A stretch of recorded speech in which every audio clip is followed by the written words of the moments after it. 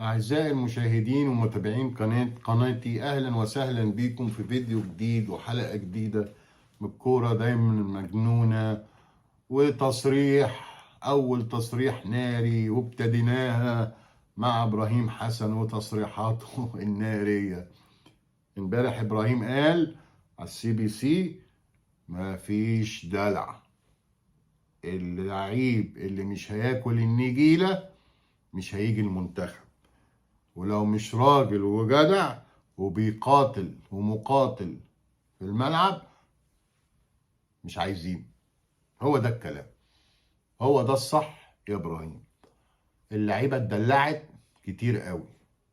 الدلع اللعيبه ده وصلنا اللي احنا من 2010 ما خدناش اي بطوله، ورحنا كاس العالم وكنا بطه ووز، واتغلبنا في 2017 في نهائي الجابون ضد الكاميرون 2-1. وفي 2019 كنا منظمين البطولة، بطولة أفريقيا، وقلنا هناخدها زي بتاعت 2006 و86 وخسرناها وطلعنا من جنوب أفريقيا. وآخر بطولة اتغلبنا من السنغال. لقد حان الوقت لمقاتلين ياكلوا النجيلة ويلعبوا في منتخب مصر.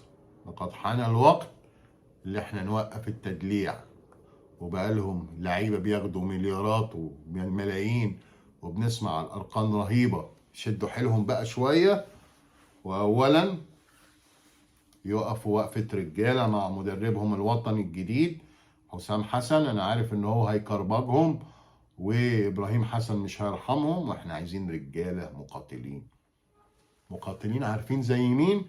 شوفوا كده منتخب الأردن مع حسين عموتة بيعمل إيه، ملحمة وفي كأس آسيا.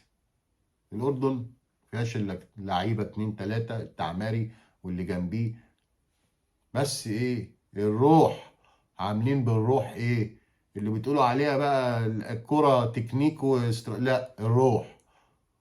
ادي كل ما عندك هتكسب، وربنا هيديك وهيوفقك. فأنا بشكر إبراهيم حسن على أول تصريح يقول اللعيب الراجل أهلا وسهلا بيه.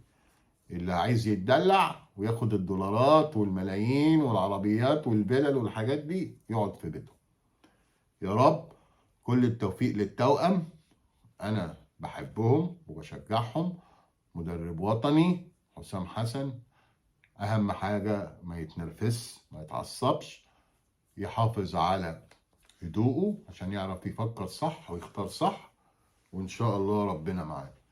أعزائي المشاهدين، ده كان فيديو وحلقة سريعة عن آخر المستجدات في الكرة المصرية، و يعني كلمتين عن تصريح إبراهيم حسن الناري.